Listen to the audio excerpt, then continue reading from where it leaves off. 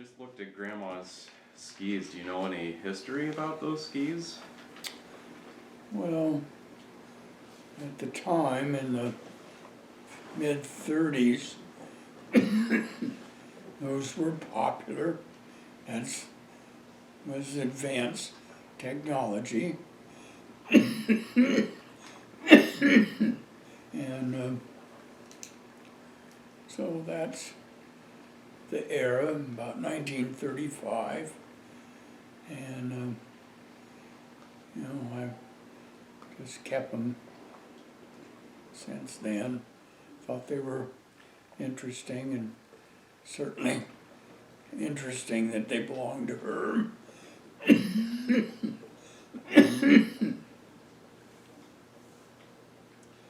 In the 30s, there was a lot of snow in Portland area, and there's a picture of her on those skis in front of the house that we lived in at that time. It's over off of Killingsworth, 35th place. And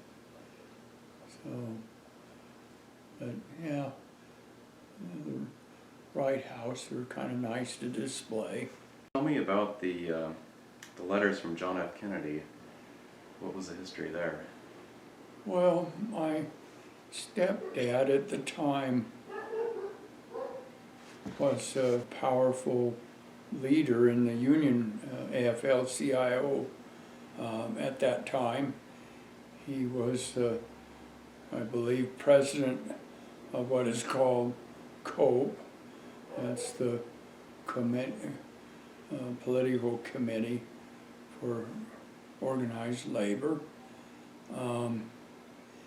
And so Kennedy was running for president at the time and came out to Oregon, and he was on the circuit, and unions were part of things that he wanted to woo for their support.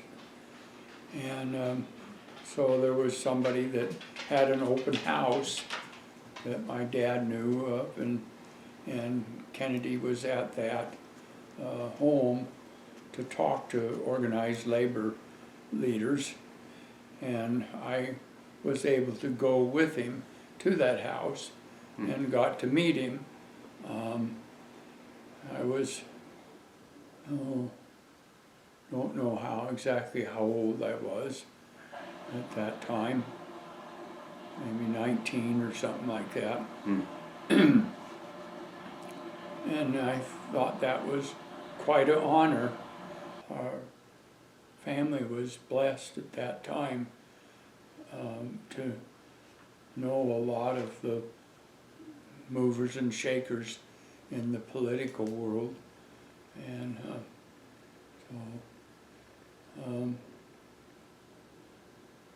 I remember shaking Kennedy's hand, and he was a tall, thin guy like me.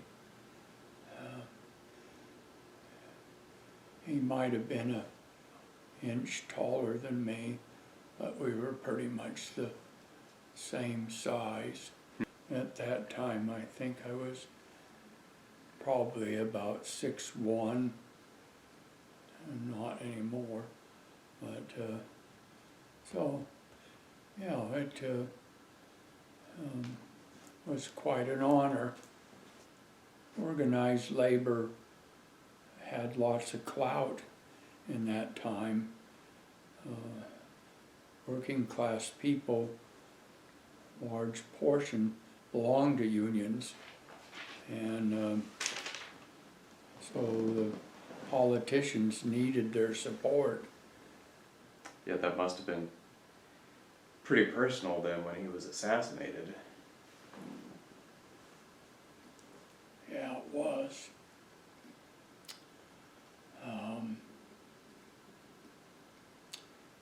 We had a lot of hope that things were going to get better for ordinary people, and that there would have been a better pathway for the future. And there was concern about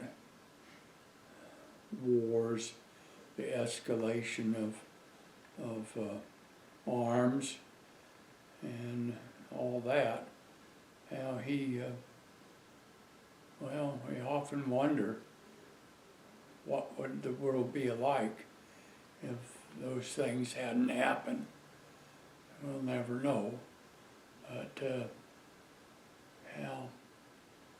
but there was a lot of hatred towards him at that time. The typical resentment and smear tactics were used. In spite of being such a charismatic leader, he was able to pull off a narrow victory.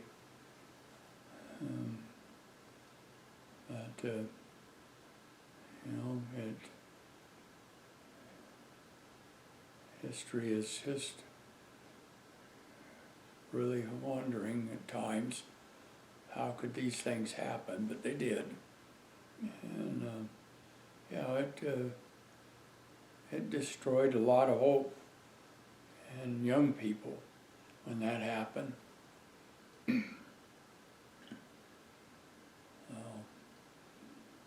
We got a lot of good things happen from Lyndon Johnson, but I think the Vietnam War is one of the real black marks on our history, and they lied to us relentlessly about that. And so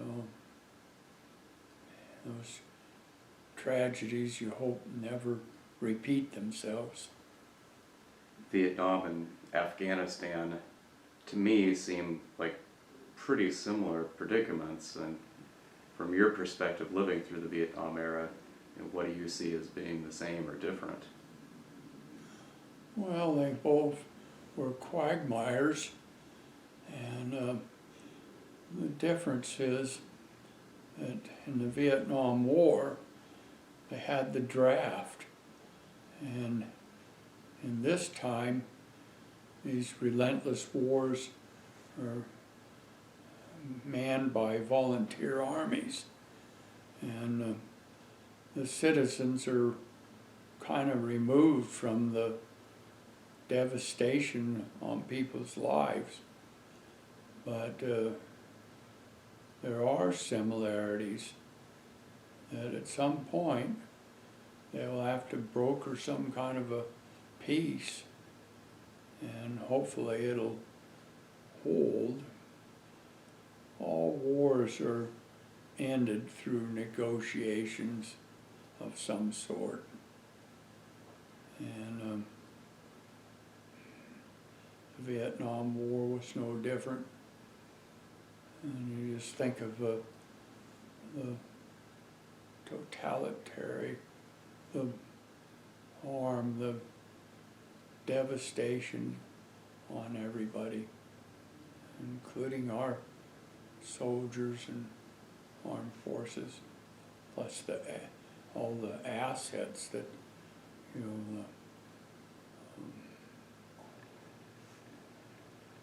military armament and money that's spent. It just seems just one of the most stupid things that man has ever devised.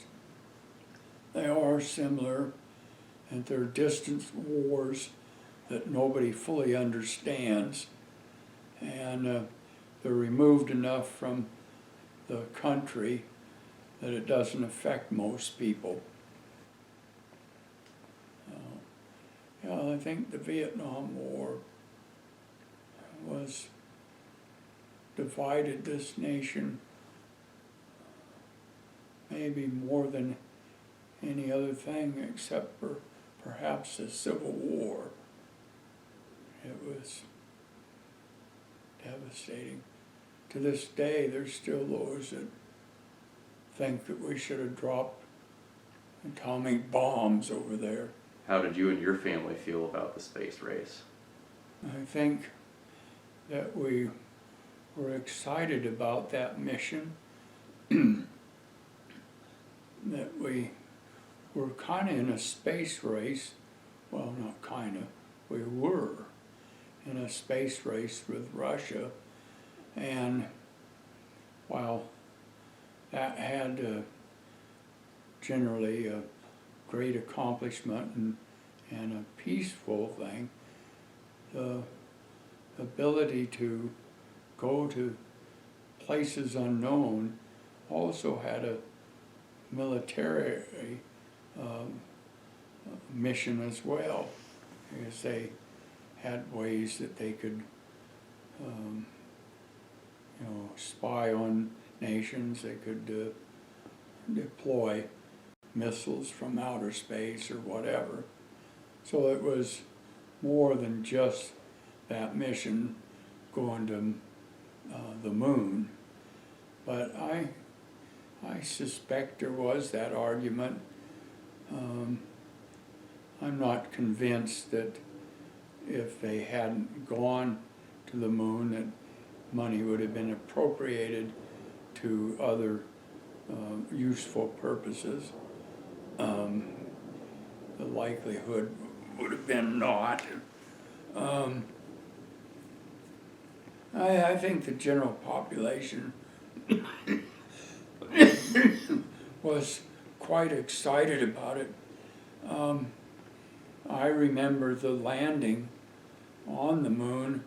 It was on a Sunday, I think, because we had church and we went downstairs and watched all the actual landing on the moon, and that was quite a suspenseful moment.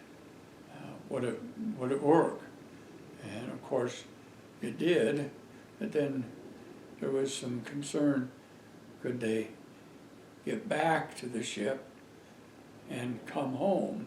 No, I think the moon project probably opened up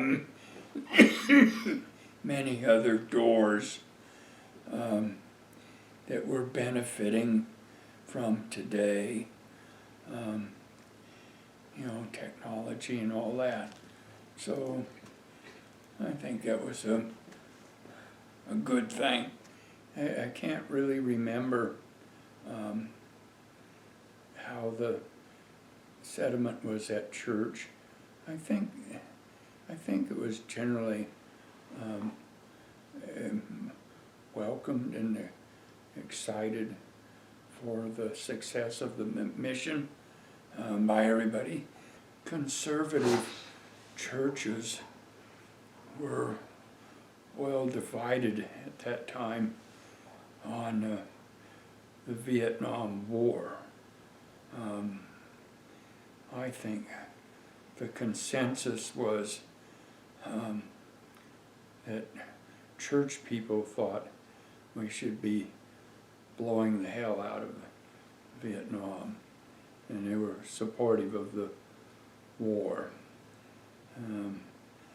Probably being duped that the communists were going to overrun the world, and we had to do this. That's why your mom and I left the church. And 50 years later, it's the same thing. Nothing's changed. My view as a Christian, how can you support that kind of behavior? On one hand, you say this, but on the other hand, your actions are contrary to Christian views. And the Vietnam War was immoral, was wrong. It was proven that time and time again. And that hasn't moved an inch today. So I don't regret that decision. I regret that people still think that way.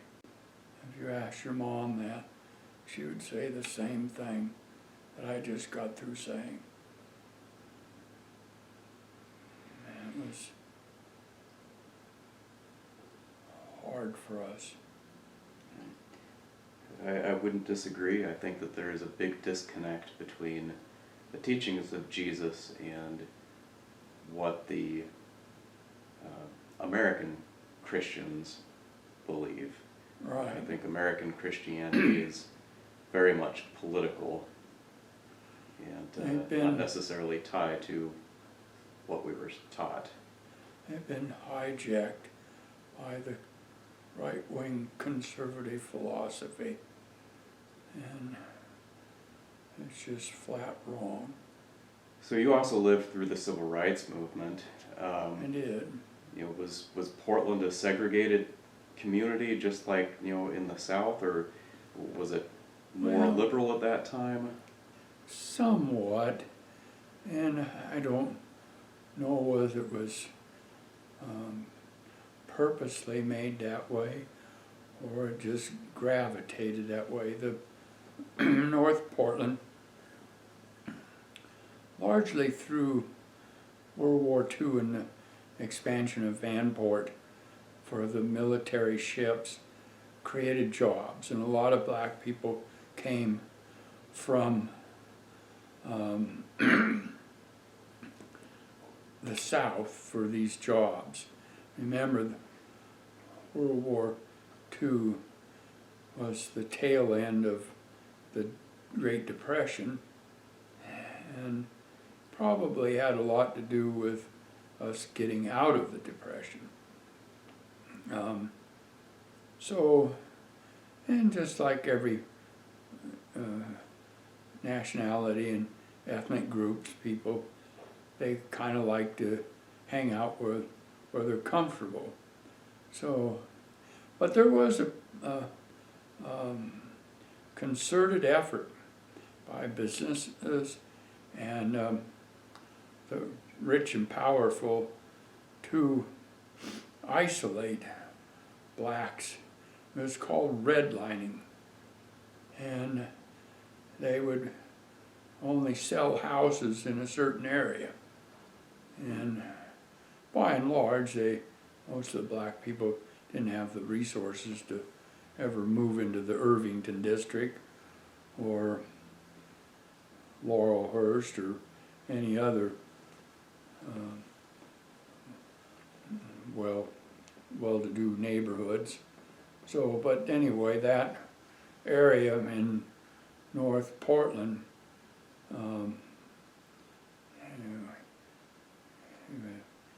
Union Avenue, Grand Avenue, Interstate, all out in that area, that was largely black, you know, Jefferson High School and so on and so forth. Now it's changed because that suddenly opportunists went in and got that property for next to nothing and started transforming the area into be trendy again. So now the black and poor people are out in Rockwood. A lot of us grew up I had black friends, and I didn't think much of it, you know, what was going on. We were kind of naive, but I grew up in a family that was very understanding of black culture and supportive of different minorities, and racism wasn't part of our family, you know. So, and I'm glad for that. After you graduated, you had to go to a TB hospital for 6 months, and then you did some college. How did you get into the printing industry? Well, Grandpa was a printer, and we had a number of generations of printers. And printing was a solid trade and profession that paid well. You didn't have to work in the elements, and it was a strongly unionized craft. So, and as a young person, I got a job while I was in high school, worked part-time at the Oregonian. And but my dad recommended going into the offset commercial printing, that had a brighter future. And so I made that decision that I had to make a living, and I looked at my dad and his dad. My grandfather was a smart dude and made a good living and was well educated. So I thought, why not? And Ron Gibbs's dad was in printing, and so I got summertime jobs through the Soil Conservation Service, and that had a connection to the printing industry. So, and in the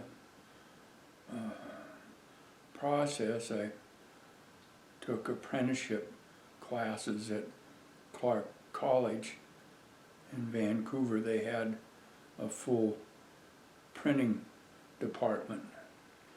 So you got hands-on experience and all that. So eventually I got an opportunity for an apprenticeship, and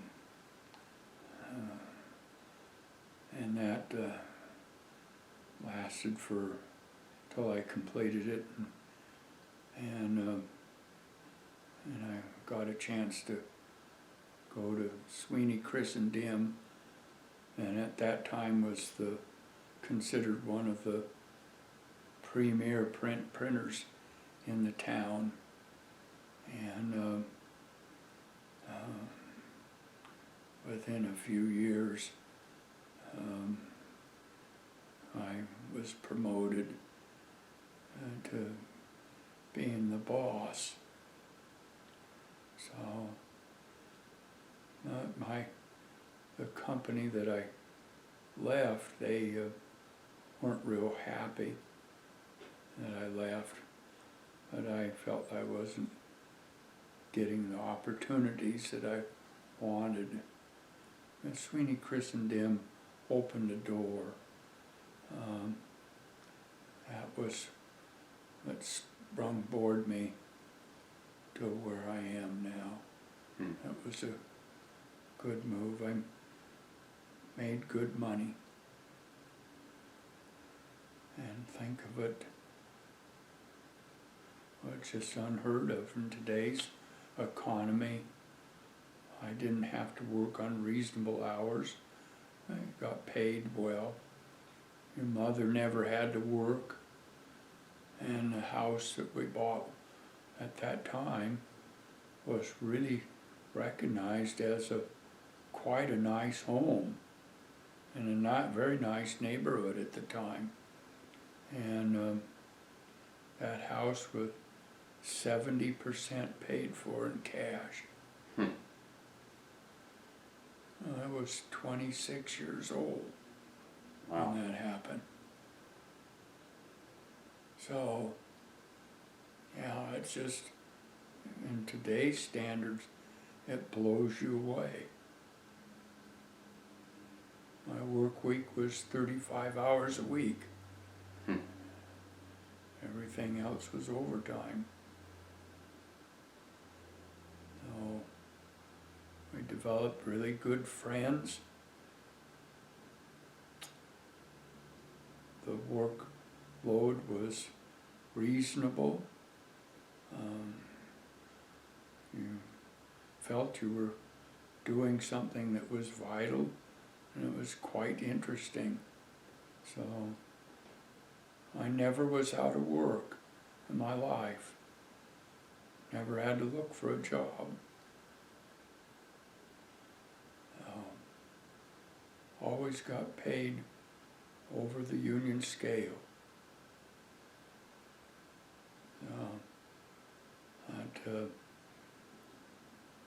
My sense of being disciplined and having goals started out in an early age, and I don't know how that happened.